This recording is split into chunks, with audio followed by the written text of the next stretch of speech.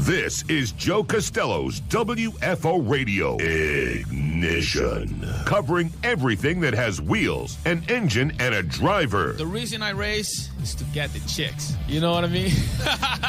NASCAR, IndyCar, Formula One, sports cars, and NHRA drag racing. Hey, guys, just want to let you know, WFO rocks. WFO Radio is total motorsports. It's just so cool. Fasten your seatbelts, fire up the ignition, and drop the hammer. Yeah, let's do it. Now, here's your host, Joe Castello.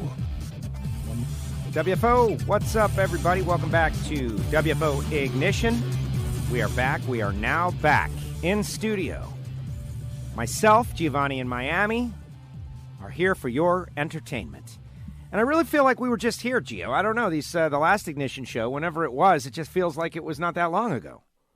Well, it actually wasn't. It's a different day today. It's Monday as opposed to Wednesday, which we did last week. Oh, we're doing the Wednesday-Monday switch. So it's right. It has only been 5 days. That happens because and so it of does feel the poker guys. The poker guys with their schedule that moves all around. Poker Action Line, the great show that originates from this studio. It it moves from Wednesday to Monday to Monday to Wednesday, depending on their availability. Our availability is usually pretty available. And so we just kind of do it when they do it. And so here we are. Now, if you're a first-time listener, this is what my deal with you is. You got to listen to the show and really put a lot into it. Like, just kind of stick it out. You're going to be like, oh, man, I don't know. Stick it out. And by the end, you'll definitely have an opinion. Are you serious? Serious as that. So just sit down, relax, get into it. And we've got a lot to dive into because, number one, I guess what's the top headline? NASCAR, Kevin Harvick, regular season over. Harvick wins the Brickyard. The Brickyard, did anybody see it? Wow. Well, nobody there saw it. We can get into all of that. There's been a lot of discussion and debate about NASCAR and what's up? And is it ticket prices? Is it this and that? I've got some thoughts and theories. In this case, Indianapolis just had a major motorsports event 1 week ago. You're basically doing back-to-back major motorsports events. And to think that the NASCAR crowd and the NHRA crowd are not the same crowd a little, there were definitely a lot of people that went to the U.S. Nationals last week, and maybe they're a little drained. Maybe if it was the week before the U.S. Nationals would have been very light. I don't know. But to have two major motorsports events in town on back-to-back weekends, I think, is bad planning. Yeah. That's number one. It hasn't been there. What is this only like? I feel like if it's only like the second or third year that Indy was run on this weekend. It used to be run earlier in the summer. And it's moving again next weekend. And so this is kind of a race without a home. And frankly, the buzz of the stock cars running at the Brickyard has worn off because people now know what it's like and they know it's not that great. That's another factor. Let's be real here. Straight, it's not that great. It's definitely not is it in the top third of racing that NASCAR offers? No. Is it in the bottom third? Yeah, probably. Processional. We watched the race. There was some crashing, if that's what you're into. I'm not. Brad Kay found a new way to crash. Woo. Crash big. And we'll get into all of that. Who's in, who's out? Jimmy Johnson missing the playoffs. First time ever. First time ever. And it is what it is. Double J missed it. Is it time to retire? Is it over? Does he still have what it takes? Can he make it next year? Can he win another championship? Can he get 8? I don't know. It's tough, though. Once you kind of slide down into the muck, it's tough. They broke up the band. There's just so many reasons. It'll be that'll be on the docket. Suarez is out. No changes, really. That's another thing. It's like the guys who were 16 going in were the guys who were 16 coming out. Right. The only two guys that could have realistically not been in were Clint Boyer and Newman, and they both ran top 10 and got in. And they both made it. So we'll delve into that for a little bit. We're going to dive into the WFO Radio Fantasy League, which I'm very interested because I did not set a team. And I think it's bad. I think as good as it was the week prior, it's that bad this week. Could be. But nobody cares about any of that. because everybody cares about Ferrari winning back-to-back races, and more importantly, winning in Monza for the first time since, 2010? That's exactly right. Fernando Alonso. The good old days. Wow. But Charles Leclerc, wow, this guy, he's real. The new number one. The new number one. Long live the king. The king is dead now. Long live the king. I feel bad for Sebastian Vettel. I feel badly. This is like the Roman gladiators. You had a gladiator that you liked. Oh, Gigantor. He's the best. I love Gigantor. And Gigantor is going good for 4 straight weeks. And then somebody kills Gigantor, and it's like, later, Gigantor. Okay. This is the new guy. And everybody just jumps on with no loyalty and no nothing. And you watch Sebastian Vettel find a way to spin out all by himself. All by himself. Come back on track. Take out poor Lance Stroll. Okay, that is not entirely his fault. You can't see very much. There's no peripheral vision. Yes, but he did not have to re-enter the track. He could have gone along the side of the track, and then that was not a good move. Thus, the penalty. Extreme penalty. Then Lance Stroll did the exact same move, by the way. He did. 1 second later. No, exactly. No, in the same. A veteran in one should fell swoop. It was all the same move. But whatever. That's not what I care about. What I care about is, wow, Vettel, wow. What's happening? Wow. Is that real? Wow. What's going on? Vettel, come on. Really? This kid, Leclerc, is just storming to the front. Got Lewis on his tail. Did make a mistake, but Lewis made a mistake. It was exciting. Wow. And the sea of humanity at Monza. The Italians running out onto the track. As much as I want to be there, I don't want to be there. That's too many people. Come on now. That's crazy. Imagine you're in the middle of that crush. Yeah, no thanks. You have to go to the bathroom or something. You're like, excuse me, I got to go. I got to get out. Can I? No, man, there's people panicking in there. They can't get out. It's a crush of humanity. So we'll get into all that. Haas Formula One. Wow. Big news, big news. Rich Energy. No longer, and this comes right at the beginning of the show, Haas F1 team and Rich Energy have amicably agreed to end their partnership together. This is breaking news in the FIA Formula One World Championship with immediate effect. See, that's the Formula One's way of saying it.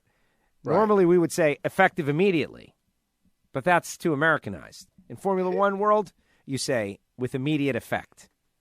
While enjoying the substantial brand recognition and significant exposure through its title partnership of the Haas F1 team in 2019, a corporate restructuring process at Rich Energy will see the need for a revised global strategy.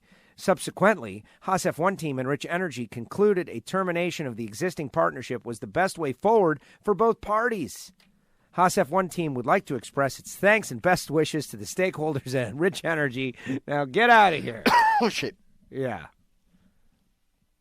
I was talking about this just the other day. I have no idea who I was speaking with, but we were talking about Haas F1, and they were talking about how the Haas F1 has a sponsor that doesn't exist, that no one has ever seen a can of Rich Energy, that the sponsor just doesn't exist. At least in our side of the world. Well, and I did say we went on a little bit of a search, and we tried to get some, and it was not possible. We hadn't run into anyone who had seen any. But now it's over. And most importantly, our Rich Energy Haas F1 gear has become collectible. It wasn't even a full season worth of gear. Unfortunately, no. Now it's just Haas F1 again. Are the cars going to remain black? What's going to happen? They didn't run well at Monza. Bummer. And of course, the NHRA Countdown begins. We're going to talk about Reading and the Mopar Express Lane Nationals up there in Reading, which I'm scheduled to head out, in a couple of minutes. Thursday. So when I go to check in on Wednesday, I'll be excited to see what happens. I didn't get past that last year. Oh, okay. Yeah, that was the one where the hurricane was coming and they canceled everybody. Oh, okay. Yeah, well, there's no hurricane on its way. No, hopefully not. Speaking of which, hopefully everybody, where were we in hurricane land last week at this time? It was a little north of us or had already gone by us. No, we were already in the clear. We were in the clear, but boy, the Bahamas, man. Wow. Have you seen the devastation? That is extreme devastation. That's like Nagasaki devastation. Like those whole islands. Except They're with just water. Sticks. Well, no. Do you hear what the deal is? They're container ships. The hurricane swept all the containers off the container ships. And so then the containers from the container ships went floating into town. Wow. Yeah. And so all those containers from the container ships, which you know what they're like, they're made of steel. They're giant. It's the back of a rig, essentially. It's basically the back of a rig. Just went floating around and wreaked havoc and pummeled and pulverized everything that was in their way. Wowzers. Yeah.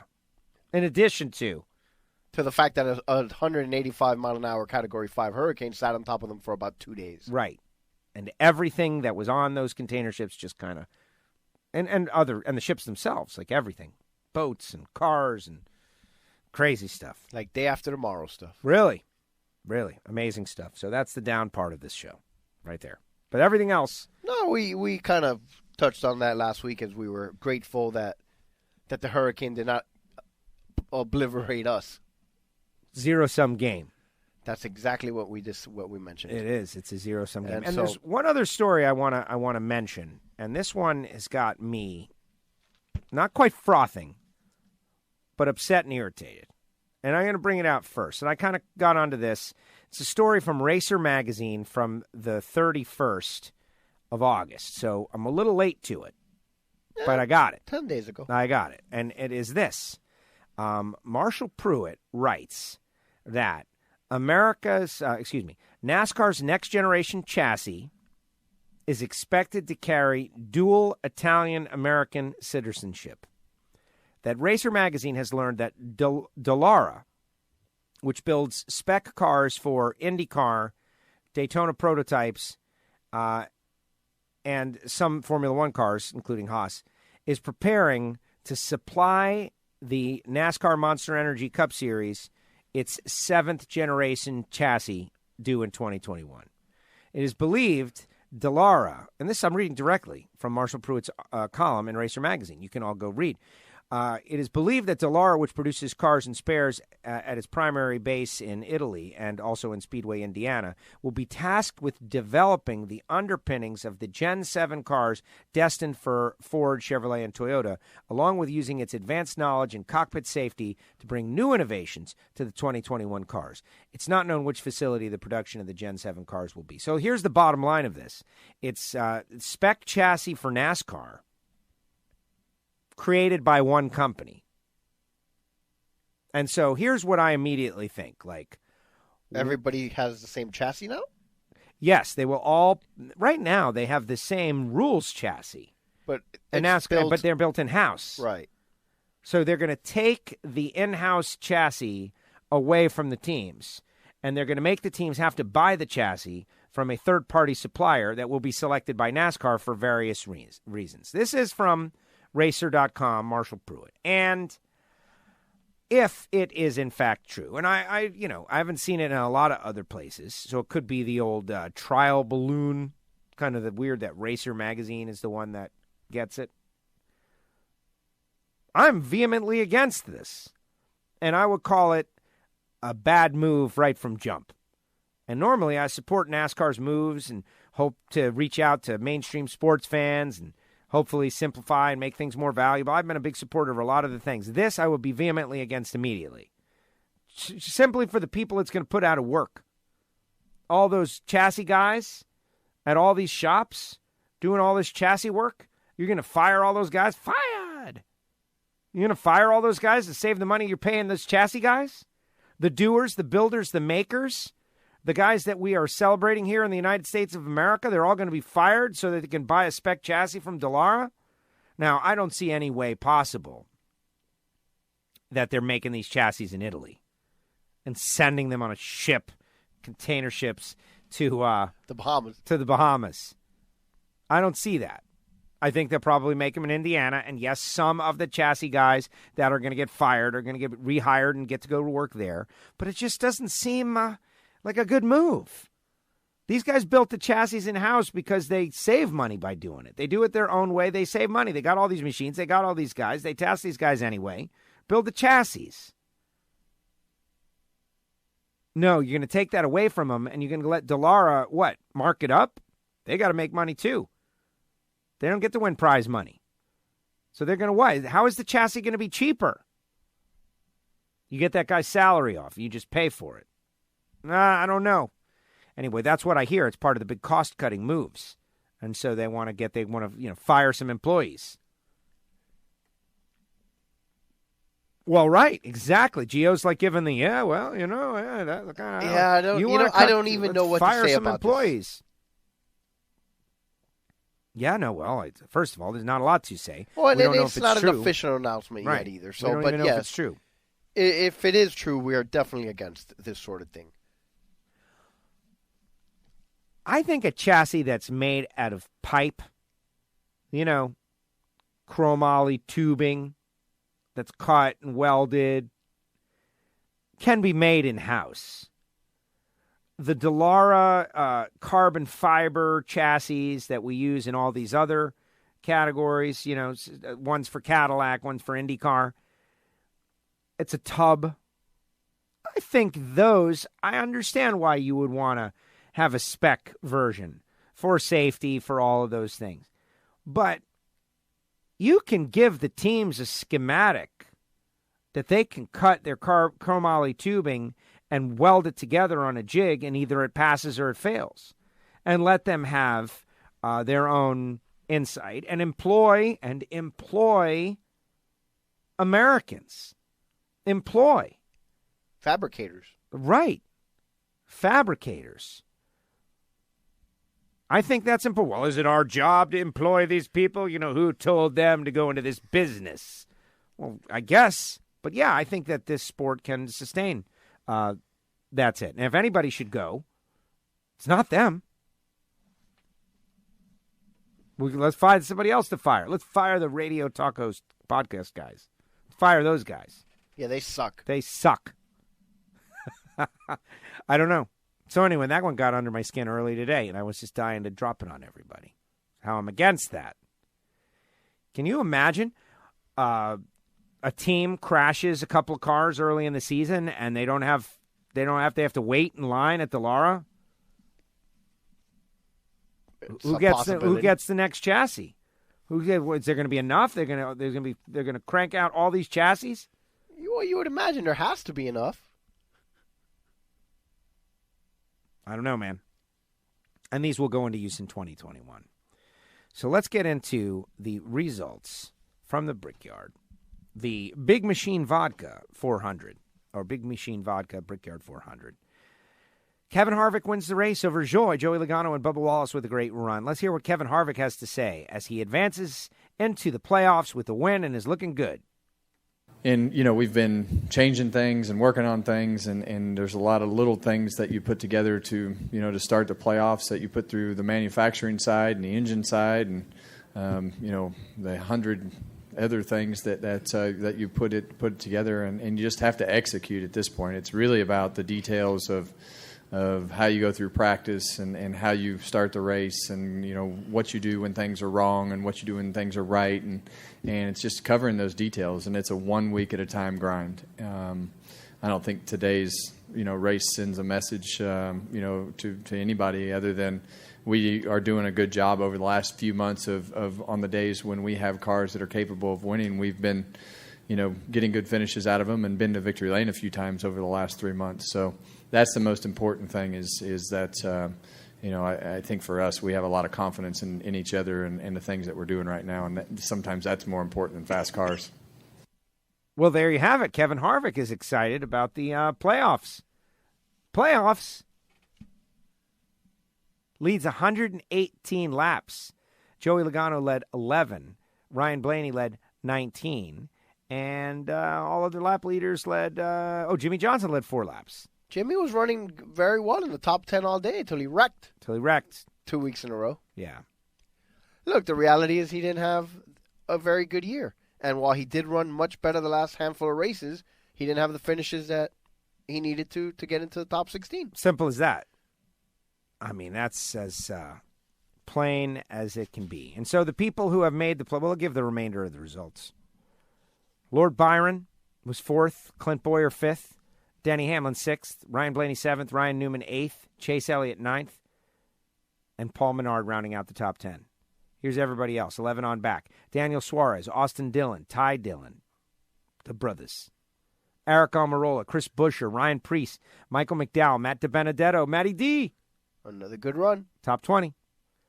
Corey LaJoy, David Reagan, Alex Bowman. If Matty D goes unemployed and it's just relegated back to like Xfinity Series, I will have lost some faith. It wouldn't be good for the sport. It would be bad, right? That a it talented seems guy, like it, yes. Talented, personable character that has shown he's got moxie and guts and ability, and basically most different courses. He's good on a road course too. Right, as he's still young. Someone needs to pick this dude up. He's good with media. With the media, he's not, because there's some guys. The ladies love him. The men want to be him. No, and some drivers are kind of quiet and they're not necessarily media friendly or savvy. But this guy is gregarious, outgoing. Had the mullet on. Remember the mullet? Costumes. He'll wear costumes. He came out as the Italian Stallion at Bristol. Yeah. Rocco. I was on last night. I was watching. Corey LaJoy, David Reagan, Bowman the Showman, 21st. Ross Chastain, Reed Sorensen, Ryan Sieg, B.J. McLeod, J.J. Yaley, Martin Truex Jr., 27th. Garrett Smithley, Josh Bilicki, Kurt Busch, Ricky Stenhouse Jr., Matt Tifft, Kyle Larson, Daniel Hemrick, Jimmy Johnson, Parker Kligerman, Kyle Busch, Brad Keselowski. Big hit by Brad. Oh, he was not happy. Eric Jones and Landon Castle. Yeah, I caught the second half of that thing. He just doesn't like the angle of the wall there and the fact that they stacked up a bunch of tires. Yep. I think that he's right about the angle of the wall, but he should be happy the tires were there. Absolutely. Because otherwise it was... it could definitely have been much worse. Concrete or safer barrier. But it's kind of weird how he got all up on him.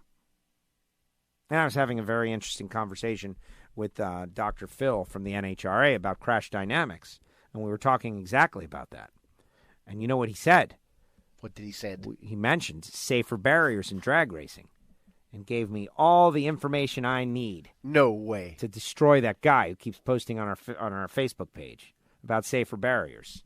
Wow. Yep. Look at that. And unsolicited. Maybe he's seen the Facebook post. I didn't tell him. I didn't say, hey, there's a guy who keeps saying, why doesn't drag racing have safer barriers over and over again incessantly?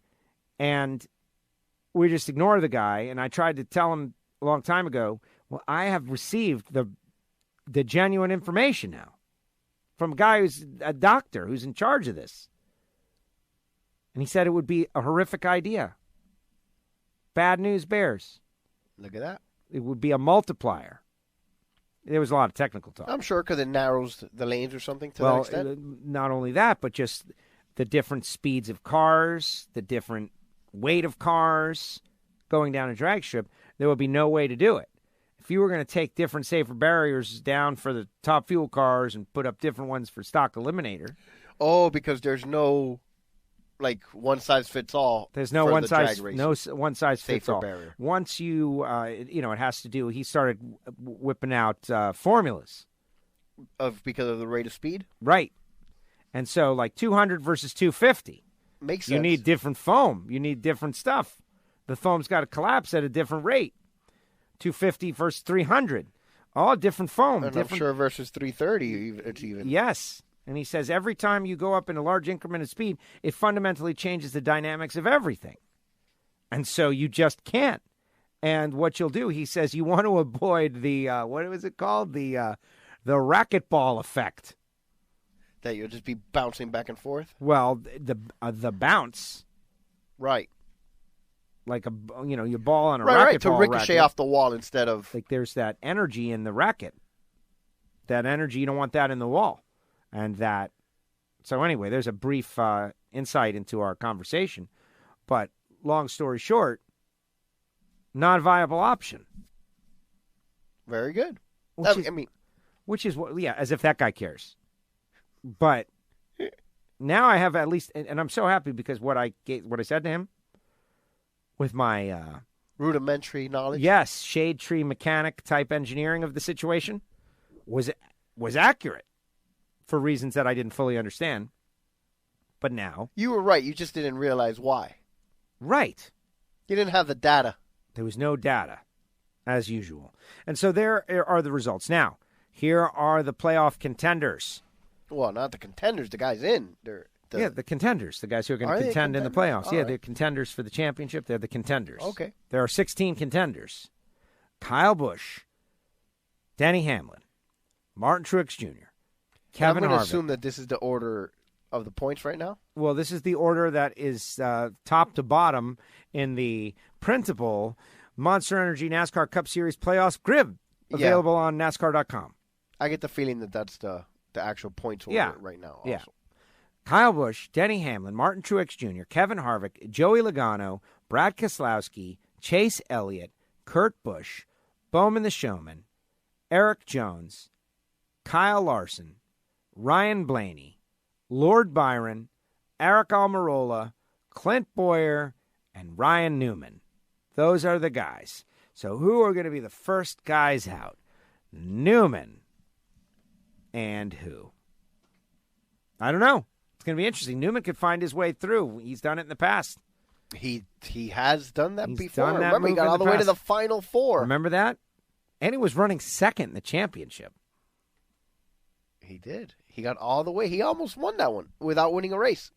The Cosmos. So let's see what we got. We got Vegas is the first. Yes, Vegas this weekend. Bob Smith out there, Vegas. Richmond, Charlotte. Vegas, Richmond, Charlotte. So that's the first three. Yep. And then we will be eliminating four guys. Mile and a half.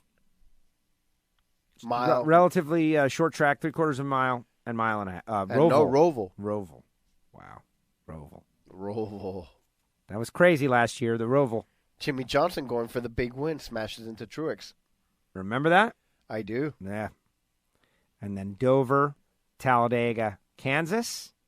And then down to 8 in Martinsville, Texas, ISM Raceway, which is Phoenix. And then Homestead Miami Speedway for the final time.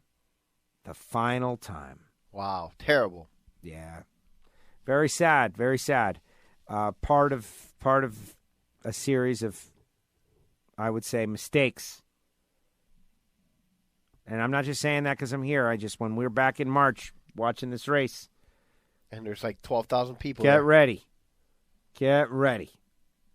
People do not realize what is coming. They'll show up. Come on. They'll be fine. Yeah, it'll be good weather in Florida. The Dolphins aren't playing. Uh-huh. See the Dolphins game yesterday? Yep. Yeah. They don't show up for that either. First game of the season, if it's not something special, like maybe your team will win, oh, yeah, we're going to get into that. Dolphins crying towel. Oh, brutal. Worst ever. That was real disappointing, as someone would say. Meanwhile, the Yankees are beating the Red Sox right now. Red Sox having such a bad year, they fired their general manager, the general mangler. Dave Dombrowski. He's out. Simple as that. So there you go. I think he is.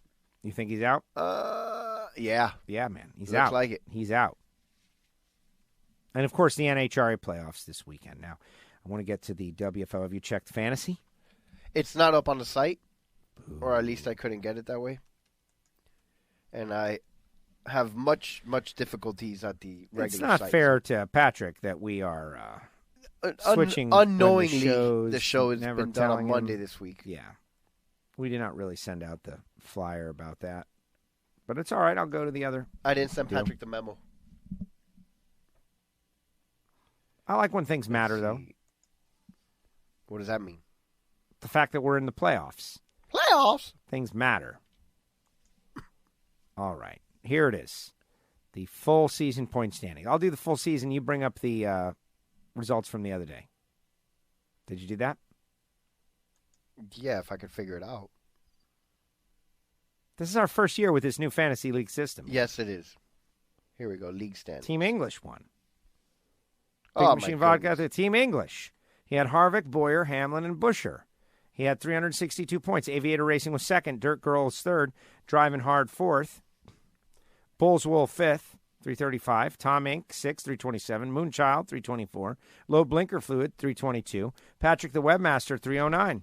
Wowzers. Patrick. El Jefe, 307. And Barbecue Bob and Miss Shift Bent Valve. Where's Joe? Come on, Joe. Team Gray's up there, 284. Where's WFO Joe? What's going on, WFO Joe? Where are you, WFO Joe? Come on. Help now. me, Obi-Wan. I haven't seen Gio either. Oh, yeah. Wow. Boy.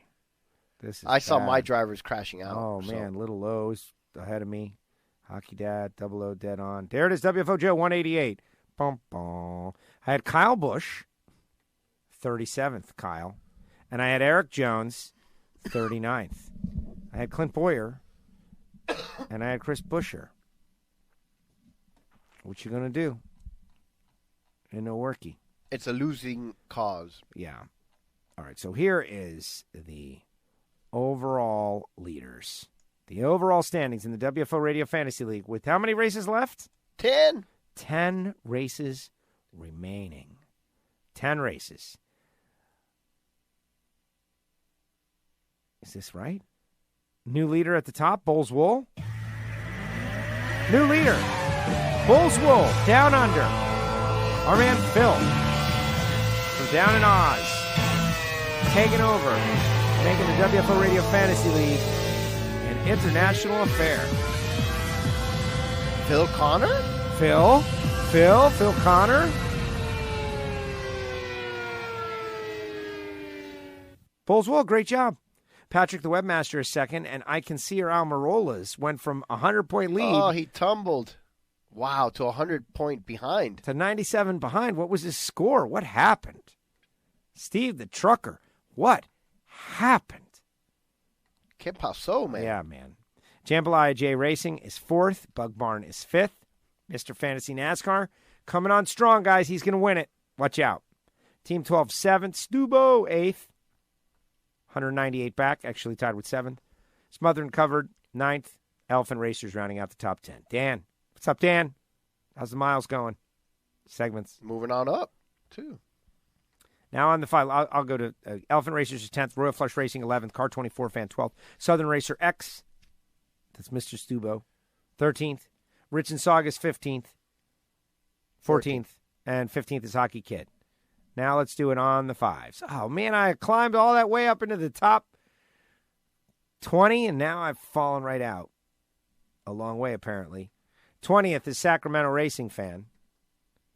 25th is Lugnuts. Okay. Oh. 26th, WFO Joe. Not terrible. Really ruins my march to the front. 30th, Highline Real Fine, just behind Millerman 2 Brian, ahead of Day Racing. 35th, Spider Monkey, that's Gary, behind Team English and Little O, but ahead of the Northwest Nitro Fanatics. 40th, JJ Husker Fan, just behind Keen Racing and Easy E009. Gio in Miami, you are 37th. I think that was like holding steady at best. Yeah, you didn't come tumbling like I did. 45th, Dirt 99, just behind Double O Dead On, and ahead of Barbecue Bob. Hockey Dad is up there. And 50th, Team Gray has crawled into the top 50. Whoa, way to go. Way to go, Team Gray. 55th, Flea Tree. 60th, Fine Time to Leave Me, Loose Wheel. New Hampshire Bucknut, 65th, and then nobody else matters. We all stink. And there it is. There are your Fantasy League results. Woohoo! Love it. So who's going to get their name on the trophy? I was admiring the trophy yesterday. Like, we have become desensitized to the amazement of that trophy, made of parts from Hendrick Motorsports, Don Schumacher Racing, and Penske Racing cars. You know, the greatest of drivers. Jeff Gordon, Jimmy Johnson, Dale Jr., Elio Castroneves out of his Indy 500 winning engine, for all we know. Yeah, I think that piston right there is from there. That could very well be. Cross the Art of Bricks first. All welded together by cold hard artist Tom Patsis. That was a coup. That was a great deal. And now are we starting a new plaque? Yes, we are. We're going to be the top of the new plaque, whoever it is. Who's going to be? Who's it going to be? I would be okay if it was Bull's Wool. 13th year. I'm kind of rooting for Patrick the Webmaster, though, honestly. Oh, look at that. Yeah, I think that would be really nice. But Steve the Trucker, though, how do I get Steve the Trucker and Brian Spink? Dude, I didn't get to hang out with them at all. He couldn't handle being in the lead. He held it for a couple while. weeks. He did. He did. You're attacking him for collapsing under the pressure. Remember, he called to brag a few times, and he was able to maintain that lead. Yes. It's not over for him yet. No. Just like that. No, there's a lot that can happen. It's all about the allocation, the thing is now my that friend. the top 11, well, even more, the top 14 are all 227 back, which is one of those where a few weeks ago, only the first and second place guy were even within 100 to 200 points. Yeah, I got to put some thought into this now. Like, who's going to win in Vegas? Who's going to win in Vegas? Is it going to be Kyle Busch or is it going to be Kyle Larson? That's the question. Who's going to win in Vegas? And, Eric Jones, that horrific crash. Is Jimmy Johnson going to go out and win like 3 races and ruin the whole thing? No, only Tony Stewart did that year. Yeah, remember that? I've got enough allocations, man. That's one thing. I'm feeling pretty good. I've had a very balanced season. I have just used drivers occasionally. I only got 2 starts left with Matty D, though. Oh, boy. Up. No, man, I'm leaving. I'm leaving my guys right here. That's it. The teams are set, just like that. All right, now time for the Formula One report. Ferrari, baby. How great was that? Well, it's great that we have a young driver that has now won, back-to-back poles and managed to stay there and win 2 races, but we only have one really good driver right now.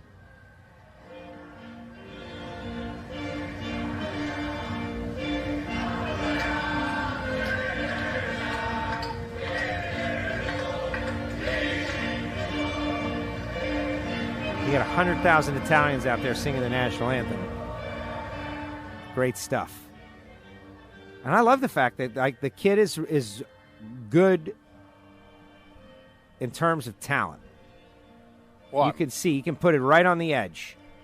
Well, I think he learned from the way that they drove against him in that race that Max took from him. And now he's like, okay, if that's the way it is, then I know that I can't give anybody an inch. And I have to take what I can. And he has... those elbows out moments that they kept saying on the broadcast over and over again? Like they're going to penalize the leader for making one move? I was a little annoyed by that. Yeah. But they didn't. They gave him that, like, hey, don't do that again flag. They did, the warning flag. Right. I guess it's like a yellow card. Black and white. Right. What a great drive for this kid. Back to back. Right. What a great drive. Like, okay, now, as you mentioned. And he held off both Mercedes this week. When we get back to the twisty-turny, downforce tracks, we're going to lose our advantage again and just go back to it. It makes perfect sense that Ferrari would be the speed tracks and everything. Perfect. But no, what really hurts is that they lost their chance early in the year at some of those races that they should have won. They didn't, and so that's why they are where they are in the Constructors. They need to focus on next year's stuff. They got a driver. What are you going to do with Seb? Seb? They do, but at the same time... Should Seb just retire? What happens with Seb? That's the real question. Like, the question is, why is he making all these mental mistakes? Right. Well, my unscientific answer is because he's not that into it anymore. The pressure! No, I don't even think that. I think it's the opposite. I don't think he's that into it anymore. I don't think he's driven to be perfect anymore. First of all, Seb Vettel is great. He was an unbelievable talent and had great success. That is all true. 4-time champion. But he did it with Red Bull, and they had, all kinds of like blown diffuser things going on. They had the dominant car. But it was also a different technological era. There were more things going on. That's number one. Number two, the king of aging, he's older. He's older, he's richer, he's fatter, he's slower, he's more satisfied with his life, less to prove. All of those things, like there's little are you on the razor's edge of competition scale, and you take off like tenths of a point from the razor's edge competition scale, and it's like, oh, you're a year older, tenth of a point, and like you've got 50 million in the bank, like tenth of a point, and your wife, and you've got a little boy and kid, and you hate leaving them now, tenth of a point, and all these things, they end up adding up. Is Vettel still one of the greatest drivers on the planet? Sure. Is he able to withstand the onslaught of a Lewis Hamilton in a pressure-packed situation while leading? No, I guess not. Who was it? Wasn't it the great, marvelous Marvin Hagler that said it's hard to get up at 4 a.m. to train when you sleep in silk pajamas? I thought it was silk sheets, but yes. Something to that extent, right? Yes. Well, exactly. Just think about that. That alone. The being, the drive, the determination. No, that's what makes the champions. You're a 4-time champion. You've already done it all. Now you're just trying to do it again with Ferrari, and you're older, and you probably know you're not as good as you were. You probably know it. And now you're seeing little bits of evidence here and there. On the track. On the track. Keep making mistakes. Like what is it, Vettel? What is it, Vettel? What's wrong with you? What's wrong with you, Vettel? And then we have love, but the kid, Gigantor, has been defeated. Long live, Excalibur, whatever. You ever think about the Roman Empire days? No, not at all. Oh man, there was some. I figure it must have been hot as hell without air conditioning. Yeah, oh my God, and everybody must have smelled. But if you get by that, you're a sports guy. You're into the Coliseum and all that. It's the same thing, except did you ever see Spartacus? The movie? Yeah. Yeah. The original one. They were fighting it out in the Coliseum. Okay. Well, it was just some very intense competing. As far as competition goes. Compared to what we have now, it's just obviously dumbed down. Those Lions used to win most of the time. The Lions, yes. But I'm thinking gladiators versus other gladiators. You're thinking about like Maximus. Yes. What was that one called? The Gladiator. The Gladiator. Right. Good one. The Gladiator. Yeah. Like you go out there and you got to fight for your life, and then, everybody roots for you until you're dead. And then that's it. They root for the guy that killed you. They root for the guy who killed you. Exactly. And that's what's happening right now with Ferrari and Vettel. The Tifosi don't care. They just want to win. They just want to win. It's been a long time. And this is unique to Formula One. Like I don't think people feel that way about Don Schumacher Racing or John Force Racing. They feel that about John Force. They feel that about their driver. Maybe. NASCAR, same deal. Hendrick Motorsports. Oh, man, did they get a new guy so Hendrick Motorsports can win? No. Nobody feels that way. We rooted for Jeff Gordon. Yes. And maybe against Jimmy Johnson. Or even against Jeff Gordon or what have you. You root for the people and the personalities, not necessarily the car or the owner. And in Formula One, there's 3 different ways you could do it. A minimum of 3. There's you rooting for the driver, like Rich York, who is a Vettel guy. And we really need to grill Rich about this. How does he feel about his driver aging right before his eyes? What he has done to Ferrari with his driver. Brought Ferrari down and tumbling. Come on, Rich. You root for the driver's country of origin. Like we see Max Verstappen is carrying the banner for everybody from the big orange stat. The orange stat. Dude. They travel better than... Are you kidding me? Like half of... Every track. The Netherlands is there at every race for him. I know. It's amazing. He's got one of the most rabid fan... And that's just because he's Netherlands. That's it. He could be, Moishe Pupik from the Netherlands. He's got a shot to win. They're all there. And if he switches to Ferrari, they're going to be Ferrari fans. And if he switches to... Right, they're Max fans. You're right. Yeah, they're Netherlands, so that's a reason. The personality either for the country or the constructor for maybe a country of origin, like us, right? Right. We root for Haas we because were it's German, the American team. We root for Haas because of America. If we were Germans, we would root for Mercedes. If we were Brits, we would root for McLaren. That's Formula One.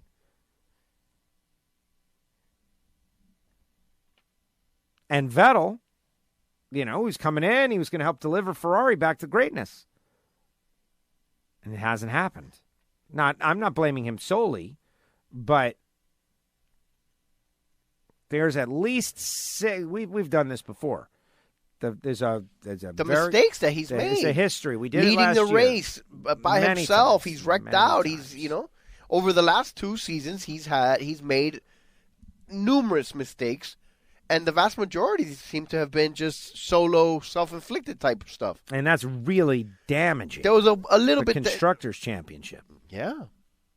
Like, well, okay, you won the race and it's not so bad, but spinning out by himself, running fourth. And then he couldn't even come back up. He ended up like 13th for 14th, which is really makes you wonder what happened. They gave him a really long, distant penalty. He was that's 32nd or something. But there you have it. So Charles Leclerc, I admit, we had a little doubt.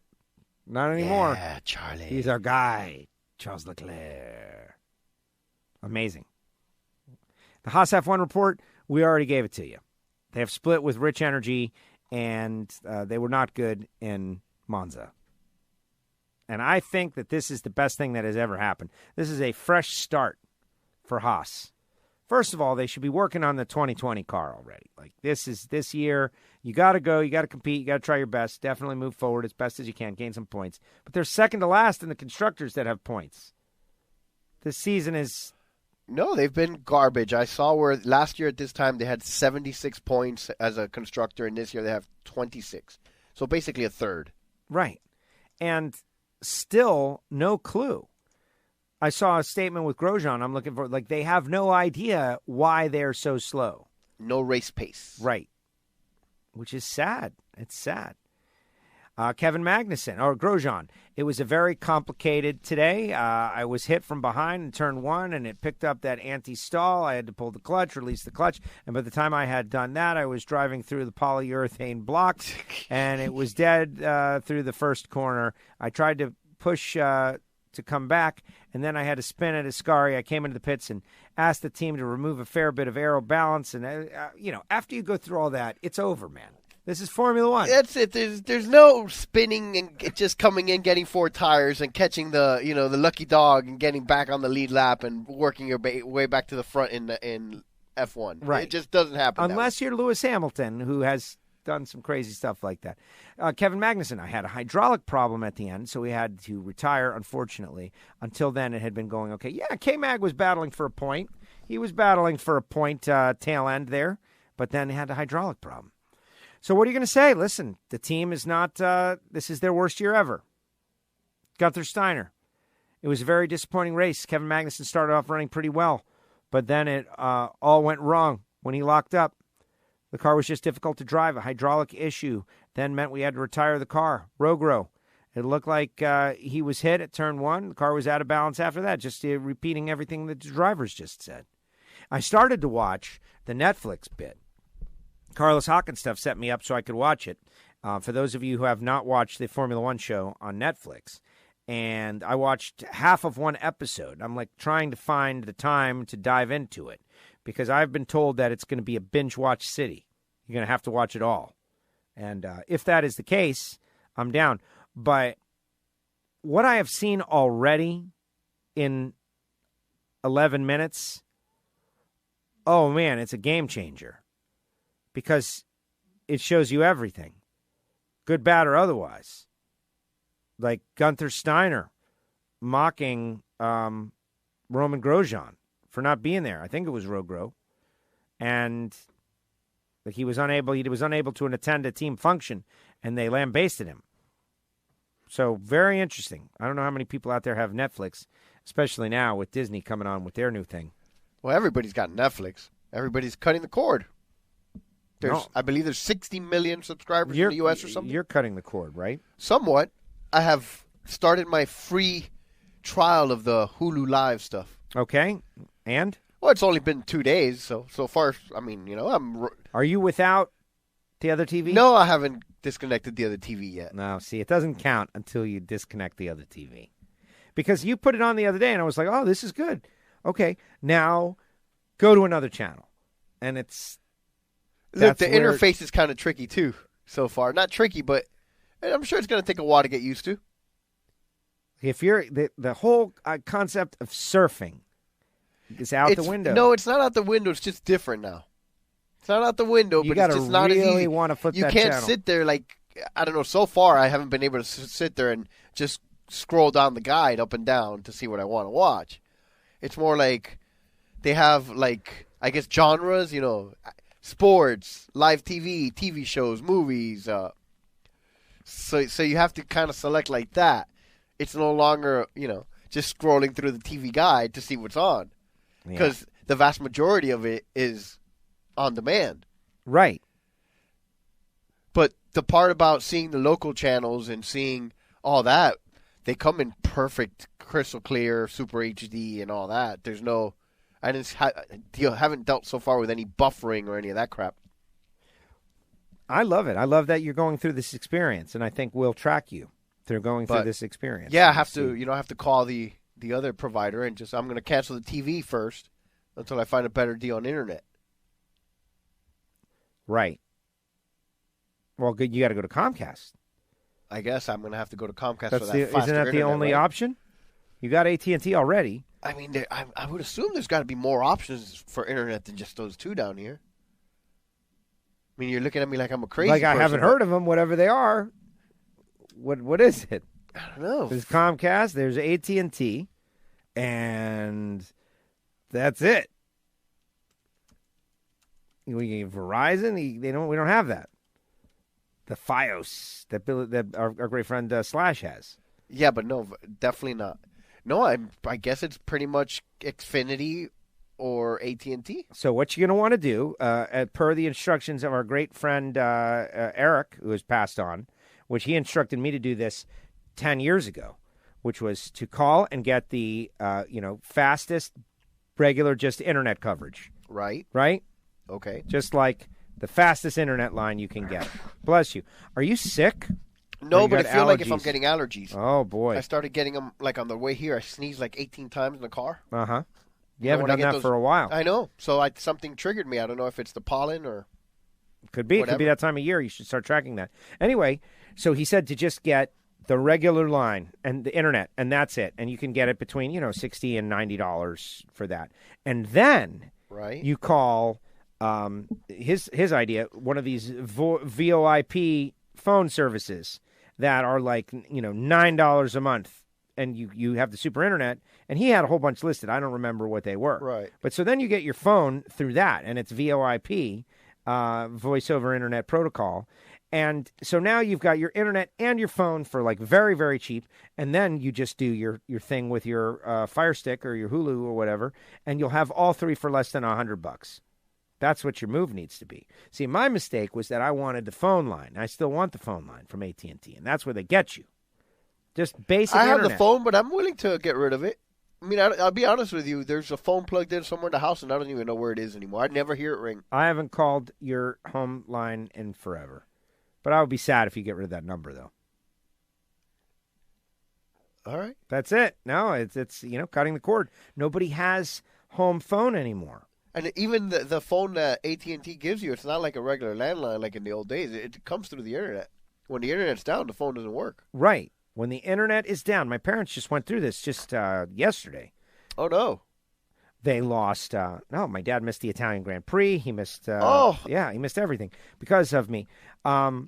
It's your fault? Not really. It just sounded like if you said you took blame. And something I was doing, yeah. Well, I was helping him install an air conditioner in the garage, and the people who had installed the internet box thing that generates the internet had put it right where we needed to move it. So I took it off and placed it over, but apparently a wire came off on the inside. and they don't let you open it up. It's like a special super tool to get in there.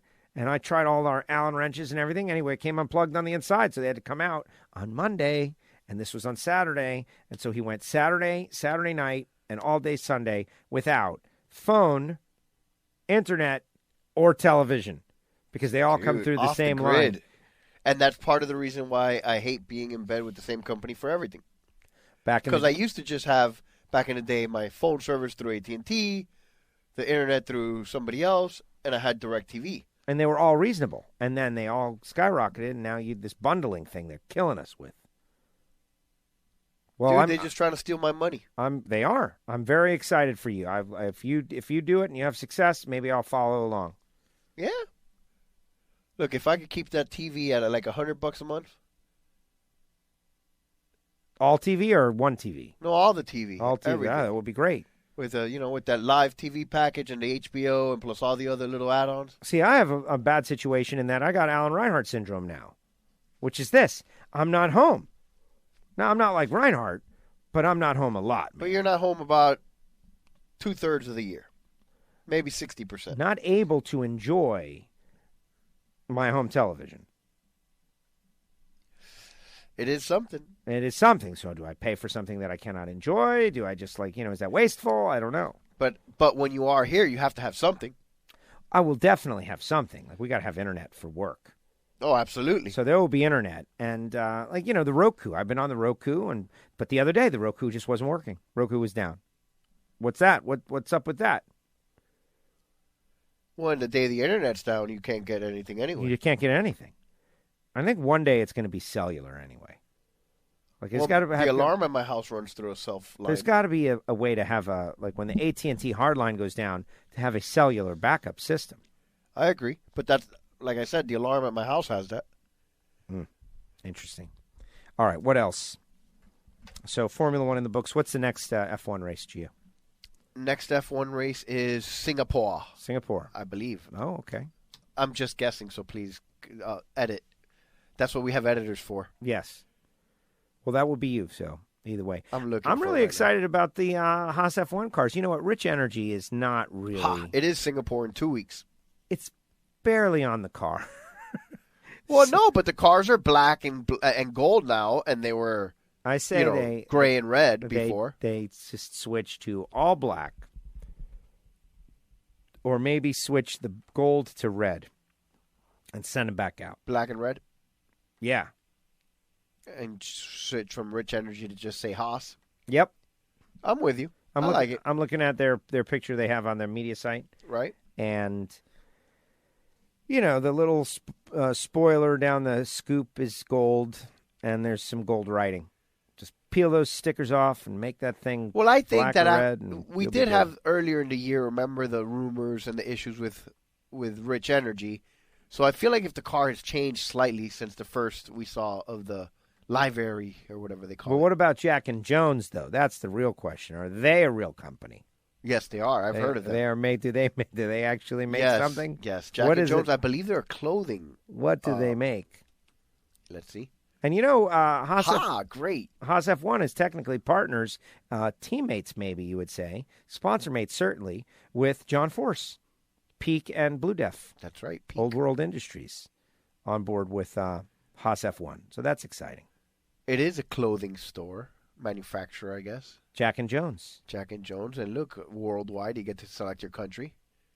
USA in English. Yes, let's go shopping. Go shopping, Gio. Woo! It looks like the world version of Abercrombie or something.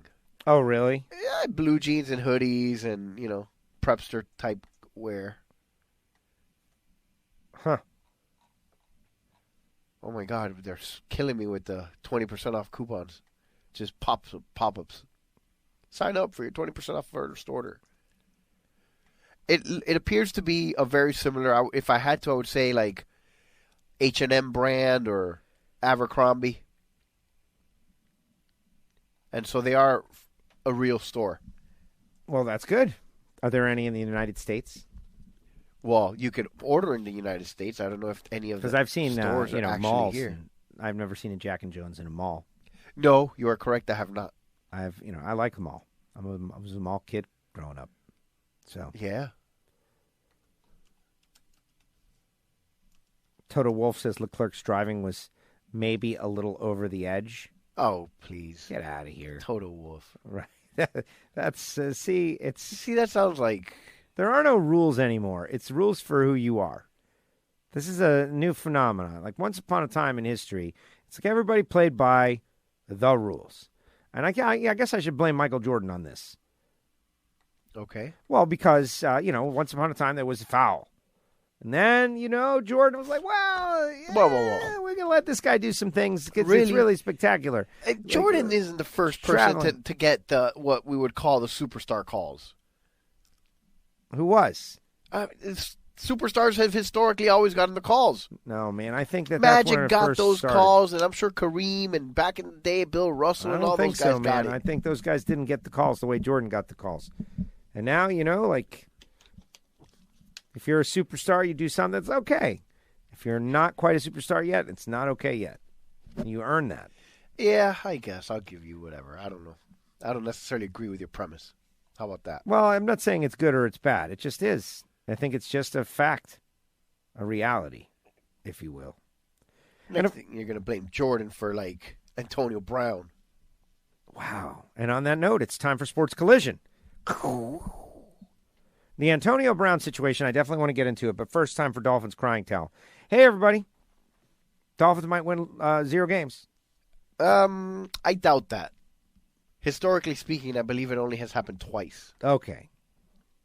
Well, whatever it is, they look real bad. No, but I will look up the Dolphins schedule for you, and we will. I know the NFL started, and everybody is happy, and everybody is watching, and they spent Sunday watching the NFL as much as they do. Some people are still not watching the NFL, but it is what it is. I disagree with your last statement, not the one that it is what it is. That some people aren't watching it? Well, okay, some people aren't watching it, yeah, like MTV. Some people just don't get it. Right. But, yeah, no, more people are watching the NFL, and the Thursday night game was up 20% in ratings and so forth, even though it was an atrocious game.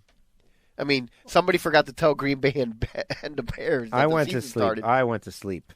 I watched the first, Well, you saw whatever you saw. You saw everything that happened. The final score was 10-3, and it was 7-3 at the half. Oh, wow. Brutal. And so it was one of those. I think partly is those Thursday night games alone are a little different. They're difficult, I guess. But it is the first game of the year, so I don't know. The only other thing I would say is I've noticed the trend in the last couple of years is that starters no longer play. Well, not starters, but the superstars are no longer playing in the preseason at all.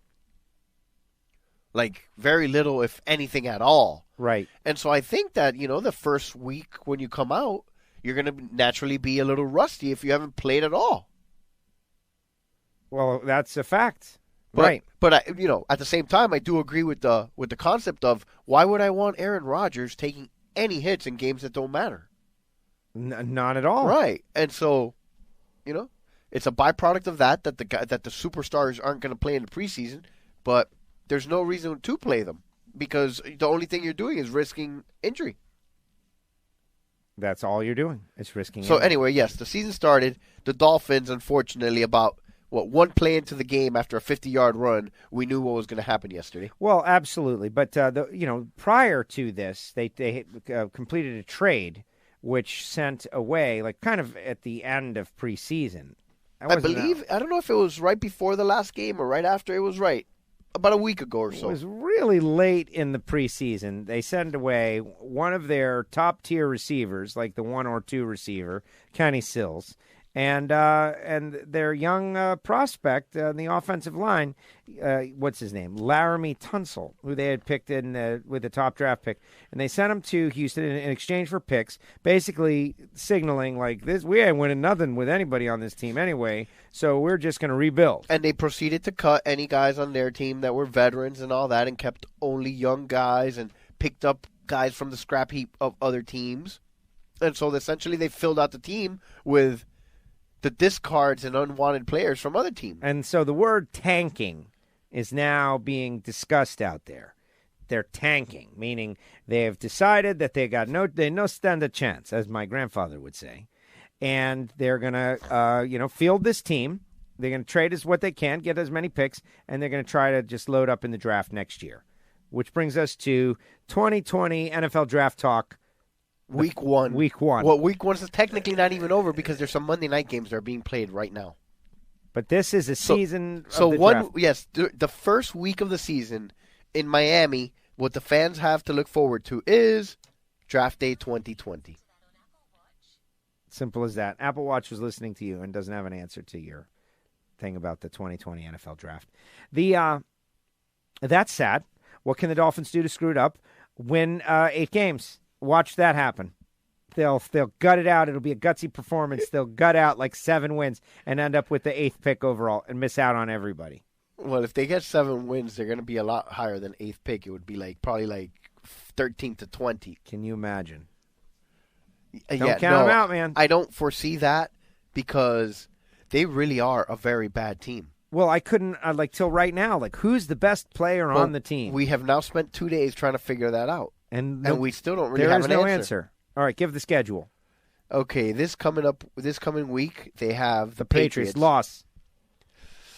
Yes, a loss. But let me preface by saying that the Patriots generally do not play well here in that game in September. This is a different team, different group of guys. Next week, at Cowboys. Oh, my gosh. They're going to get destroyed. Following week, Chargers come to town. It's West Coast team coming over here. It's difficult, but the Chargers are a pretty good team. Well, that'll tell you. If they get smoked, right, get your popcorn ready. Then they got their bye, and then the Redskins come into town. That could be a win. The Redskins might be just as bad as the Dolphins. They have a little more talent littered throughout their team, and they picked the quarterback this year who's not playing yet, but nonetheless, the Redskins. Let's go Fins. Then they go to the Bills. Now, while the Bills, aren't historically, not been very good. It's a rivalry game. And it's a division rivalry. The Bills just beat the Jets. It's in Buffalo. I figure. Loss. That's why I figure they're going to win at least 2 or 3 games because they should split with the Jets and the Bills. The Jets are a much better team than they are. Yeah, but still, if I ask you who the Jets' best player is, you could probably name 2 or 3 guys that might be considered. Well, they have the makings of a franchise quarterback to begin with. You can't even name one person who's the best Dolphin player. Exactly. You can't even name one guy. No, I can't. I mean, I would have to say it's Fitzpatrick. I would have said, but he got toasted yesterday all over the field. Anyway, after the Bills, they go to Pittsburgh. Doesn't sound good. No. Then the Jets come to town, and then they go to the Colts. Well, we could beat the Colts, baby. They don't have a quarterback either. Yeah, but it's in Indianapolis. No, I know. Then the Bills come to town, and then the Dolphins go to Cleveland, who by the way, not that I wish any ill will upon Cleveland, but it makes me so happy that all those bozos that had the Brownies in the Super Bowl, and they get smoked at home by Tennessee. All right. What's this? Beckham is wearing a $350,000 watch or something during the game? Yeah. I mean, Odell's wearing his watch during the game. I mean, now while the NFL does not have a policy against wearing jewelry, you're not supposed to wear anything that's hard. Like, he's going to get a letter or the notice from the league that you can't wear a watch. $350K. Yeah, smart guy, real smart guy, clearly. Where were we? After the Brownies, the Eagles come to town, Super Bowl contenders. And then the Dolphins go to the Jets and the Giants in back-to-back weeks. There you go. The Giants might be a win. Then Cincinnati comes here, and they close out the season in New England. As usual. So there you go. Time to prep for the draft. At 2020. best, 2 or 3 wins. That's it. At best. These picks that we have acquired are going to be the future of the 2023 Super Bowl winning Miami Dolphins. Get ready. Woo! Get ready. Here they come. Meanwhile, the New York Yankees continue to lead the Boston Red Sox 4-0.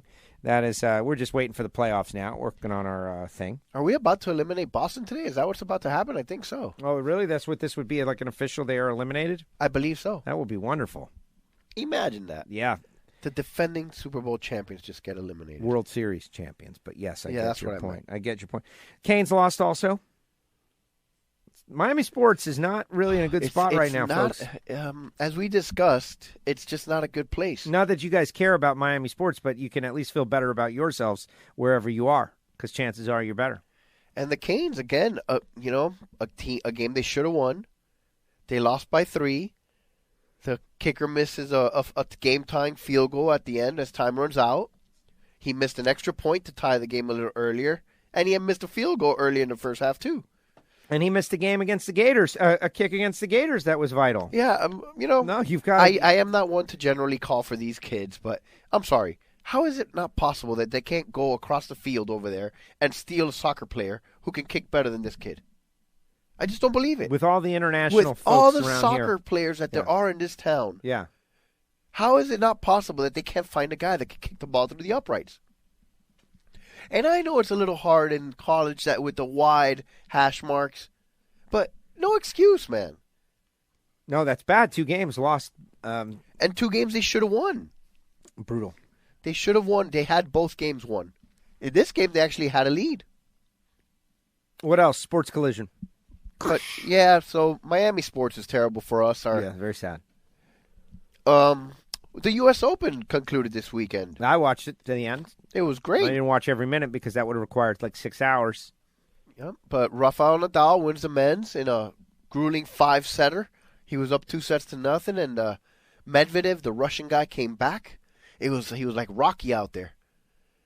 And he turned the crowd, who was booing him profusely, and they gave him a few cheers at the end. But he was not able to come all the way back.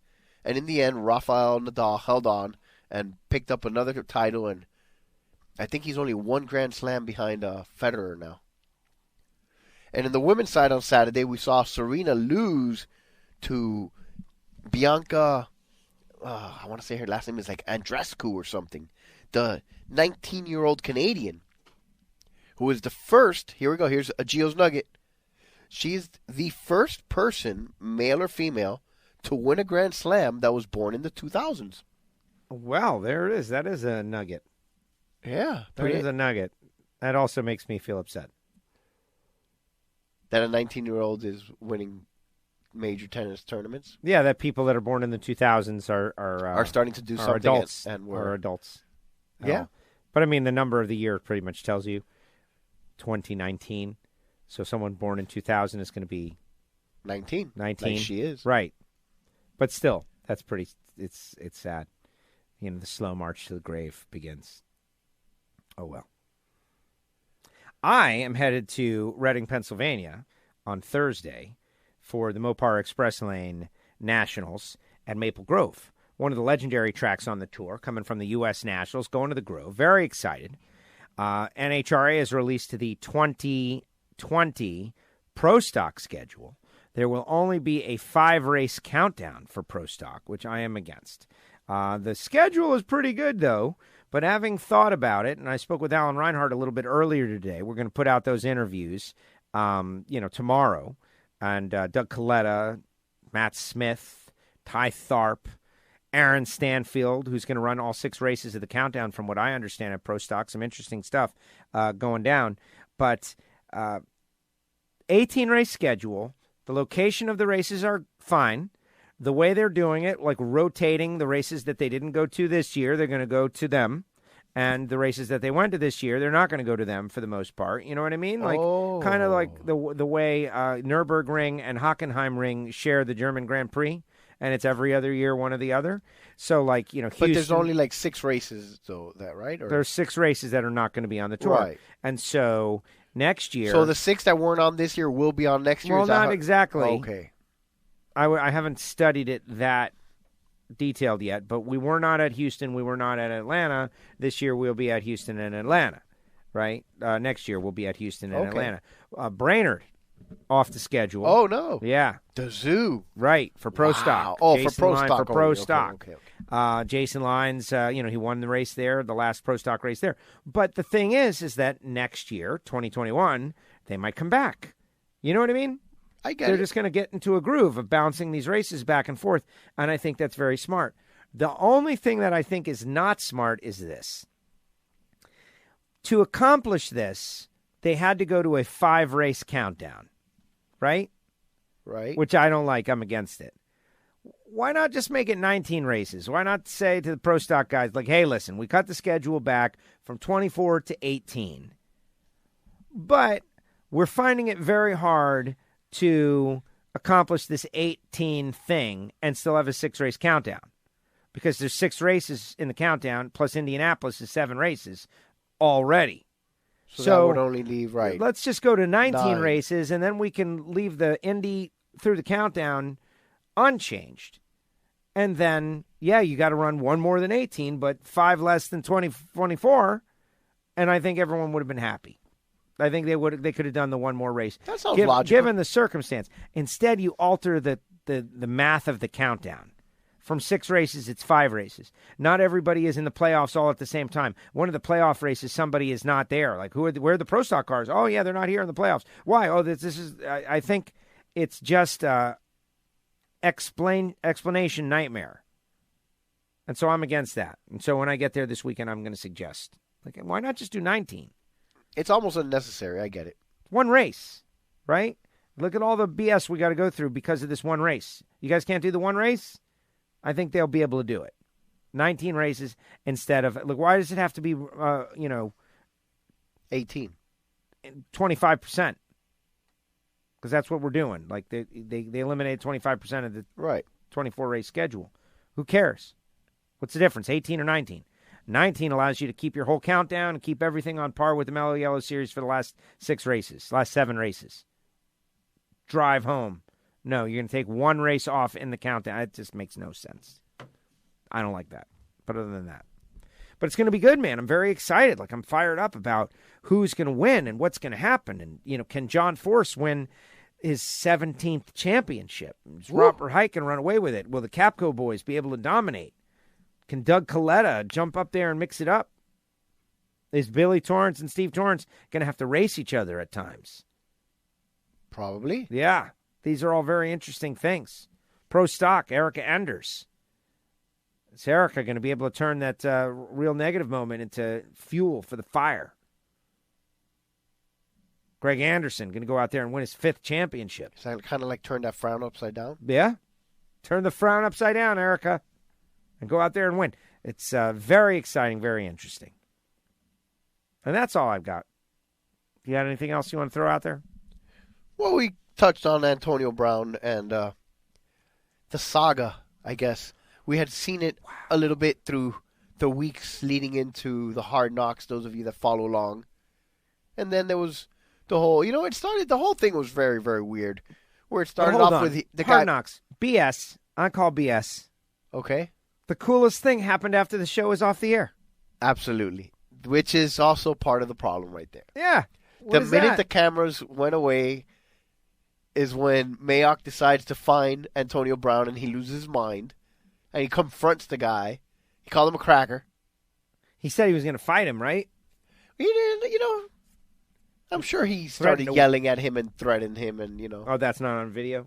I have not seen a video. Oh, right. No, well, exactly. That's what we need. We need the Hard Knocks cameras at every team at all the time. There needs to be a perpetual Hard Knocks going on for every team so we could see the real deal. What I don't believe is that it's a conspiracy. Now there's talk about the conspiracy that he was trying to get himself kicked out of the Raiders. Well, wait a second now. No, I wanted to. I'm glad you brought this up because this is something I thought about. Tampering. You don't think that somebody somewhere said to Antonio Brown, you could there's a deal with New England if you can get out of there? I don't think that. No, I think that, Occam's razor, man. The most logical explanation is usually the right one. Which is? This guy's just cray? Antonio, you know what I think, actually? I think that Antonio Brown went over there during training camp, and once he got in there a couple of days and actually worked out, that he was like, dude, this guy's not as good as Ben Roethlisberger. He can't get me the ball. And that I could see where he started questioning whether he was in the right place. And so, one thing leads to another. He got his feet frozen off, and then the helmet saga. But when they I find don't him, remember Antonio Brown being this complicated when he was with the Steelers. I mean, he was on my fantasy league one year, and I just don't remember hearing a lot of nonsense. Which makes you wonder, what was the nonsense still there, and the Steelers just did a good job of keeping everything in house, or did he get crazy as he started getting better and getting paid more money? More money, right? Antonio Brown has this really tough and horrible childhood that he was homeless and all that stuff. And so you never know all that. Didn't he cost himself like $30 million? Theoretically speaking, yeah. He had a 3-year, $30 million fully guaranteed contract, or $30 million guaranteed contract. And so he blew that, and instead he gets a 1-year, $16 million contract. Kind of. He got it's 1 year, 15 with $9 million guaranteed, $1 million in base salary, and $5 million in incentives. So he potentially can make $15 million this year if he plays well with others. Still a really bum story. The way I see it is, and I don't like the fact that here we are, Antonio Brown acts a fool and destroys a team, or, essentially goes a little haywire, threatens the general manager, gets himself thrown out of the team, and the reward is you get to go play in New England? Well, right, but what is to be done? I agree. I agree with that. But yeah, he is being rewarded, which is why I suspect collusion. No, I don't suspect collusion. It's just he's being rewarded, and I'll tell you why. Because he's still one of the best wide receivers in the league. That's it. Talent. That's it. If you got talent, you can do anything. And look, if you want any further proof that the NFL is a meritocracy, look no further. If Antonio Brown could not play the way he plays, he would be looking for a job like Colin Kaepernick. And everybody that says, "Oh my God, this backup quarterback now is getting signed, he's no better than Colin Kaepernick," just doesn't understand how things work. While Colin Kaepernick may in fact be slightly more talented than those guys, he brings a media circus and all kinds of distraction to a team that you really don't want with your backup quarterback. Right. And so if Colin Kaepernick played like Aaron Rodgers or like Pat Mahomes, he would be on an NFL team no matter what he did. Right. And the problem thus becomes that his talent... To the negative, like violently beating people, stealing, getting caught stealing in public. Well, we don't have to go too far. Right. Kansas City just rewarded their wide receiver, Tyreek Hill, who has, Google it, look up his indiscrepancies. He, beating up a woman. He's been accused of child abuse and so forth. Him and his baby mama lost a kid taken away by DHS. Not DHS, but child services. Right. And so forth. And he just got a giant, 3-year, multi-million-dollar extension. But what can you do to stop it anyway? Like Bill Belichick knows that he can afford to take a risk on Antonio Brown. Absolutely nothing to lose. 1 year. So what? They gave him some money for 1 year. Right. And if it doesn't work out, when he leaves next year, they get a third-round compensation pick on top of that. So it's a win-win for New England. You bring him in, and if it doesn't work out, you send him packing. He knows he's got a 1-year deal. He's got to be on good behavior to show everybody that he's still one of the best wide receivers, and that he's going to behave, and so he can get paid next offseason. At the same time, though, I think it's the right move for Gruden to get rid of him. Oh, dude, they should have gotten rid of him immediately when, there was the talk that after the fight they were going to cut him. Yeah. And then everybody made peace and made happy on Friday night, and then Saturday morning we wake up and Antonio Brown's tweeting, the recorded conversation with him and the coach. That's what did it. Once you tweet out the recorded conversation. Well, it started, remember, he tweeted or Instagrammed out the letter of the fine, and that's when Mayock got very upset and so none forth. of this happens while Hard Knocks is going on, which is just so it's annoying. an epic failure. It really is. Yeah, it like really you have this in-house, you promote this in-house show, and the day after they turn off the cameras and pack and get out of town, it blows. It all blows up. That is very dissatisfying. I am glad I only watched one episode of Hard Knocks. I watched 1.5 episodes, and I thought it was great. Well, Hard Knocks is in itself. I'm very entertained by the whole situation, but no. I mean, first of all, if it wasn't for Antonio Brown, the show would have been extremely even more boring. There's no compelling stories going on there. No, and that's what it is. that there has to be compelling stories. That's what makes people interested in stories. And the compelling story happened the second that everybody left. Come on, Antonio Brown. Do it for the cameras, man. Get with it. So I'm a little, I don't like the fact that Antonio Brown gets rewarded by going to New England. But I get it. I understand how things work. It is a business in the end. Well, that's it. He's a player, and he plays, and he's free to play, and he's going to play. And if he doesn't play, they're going to cut him, and that's it. And that's it. And by the way, it's no joke now. He went to New England. There's no messing around over there. No. He's not going to be tweeting the coaches in the locker room meeting over there like he did after that game. Which is why I suspect some sort of collusion, man. He's probably, what's going to end up happening is he's going to be the model player, and he's going to light it up for those dudes. It's probably what's going to happen. That Tom Brady is going to get him the ball. He's going to score a bunch of touchdowns. And New England, this is going to be like Randy Moss 2.0. Very well so. Could be. Yes, absolutely. That's what's going to happen. Yes, he is, physically a different receiver than Randy Moss. He's got no ability to go, off the rails, and he's going to be under his best behavior, and he's going to be surrounded by, like, the best in the business, and he's also an athlete, and he's going to, have the natural respect for Belichick and Brady and be like, oh, man, I'm happy to catch the ball, and he's going to catch the ball, and he's going to light it up. Antonio Brown has done some nonsense in the last couple of years, but nothing very serious. This guy has always been known to be, on Sundays and at practice, a workout monster, constantly working on his craft, making himself better. So he's never been a problem that way. He's just kind of turned into a little bit of the diva wide receiver. Yeah, well. I don't know. They all are. A lot of those, maybe it comes with the position, why so many of those guys are like that. Yeah. I mean, we've seen it. We know about diva wide receivers. Michael Irvin was great and phenomenal, but Michael used to get into some trouble. Oh, absolutely. You have to be a little flamboyant. That's just the way it is. And you mentioned Odell Beckham and Jarvis Landry, and they all got a thing, except for Jerry Rice. He never had that. That is absolutely Jerry correct. Rice was just straight. Mark Duper, Mark Clayton, they had it. Yeah, Duper was a little bit of a... Yeah. He used to get in trouble. No, that's what I'm saying. Yeah. They both had it. But it was great. Those were the days. All right, any final thoughts? Final thoughts? The days of having a competent football team, huh? Not just competent. Like the best, most prolific offense, adjusted per the rules ever. Is that a fact, or are you just making that up? Making it up. I mean, but at the time, they set all the records. And then, now with the rules for pass interference, it's impossible to compare. You can't compare.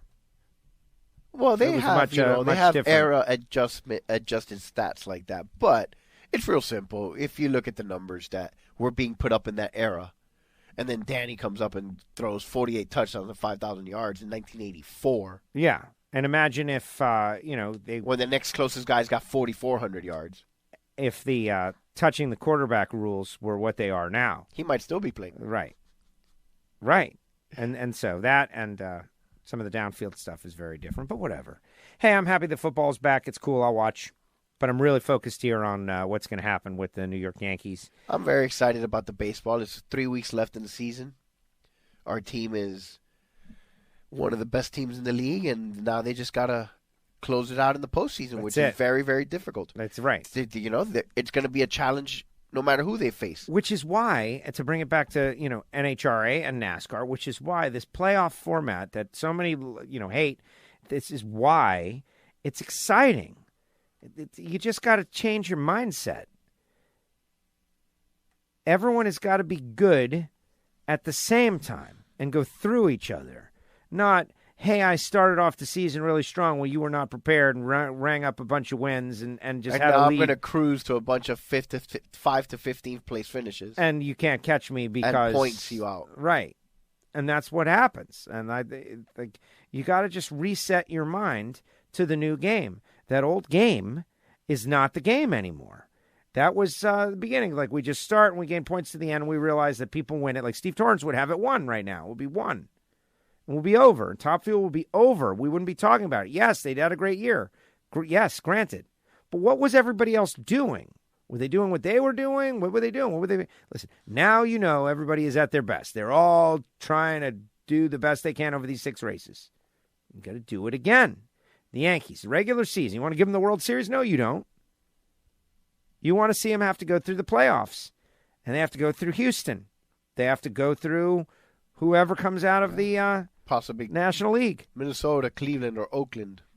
Tampa Bay, possibly. And that's how you earn a championship. You go through the regular season, and then you go through a playoff. And that's America. That's what we've come up in America. That's what we love. And that's what's about to happen in both of the motorsports that we follow on a regular basis. Yeah. It's going to be good. It's going to be good. All right, man. That's it. Thanks to everybody for listening. I really appreciate all you guys, WFO listeners.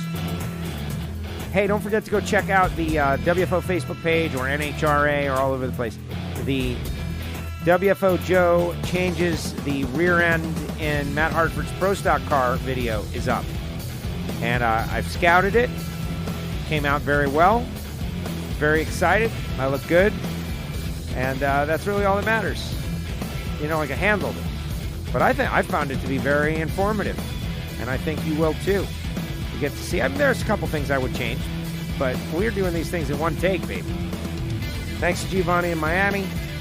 All the WFO listeners out there. If you're a new listener, first-time listener, coming this week on NHRA Nitro. Alan Reinhart, Doug Coletta, Ty Tharp, Matt Smith, Tommy Johnson Jr., and Aaron Stanfield, who will be running Pro Stock at very least this weekend, and from what I understand, the full countdown in a very good quality car, and I might as well make my prediction right now. Aaron Stanfield will win a race. There you go. You heard it here first. I've said it. You heard it here first. All right, that's going to do it. We'll see you next time right here on WFO. Oh, look, the Yankees win 5-0. Sorry, Lo. We'll see you next time. WFO. WFO! The views and opinions of the hosts, guests, or callers do not necessarily reflect that of the station ownership, advertisers, or agencies. Yeah, welcome to the party. Bye, bye, bye.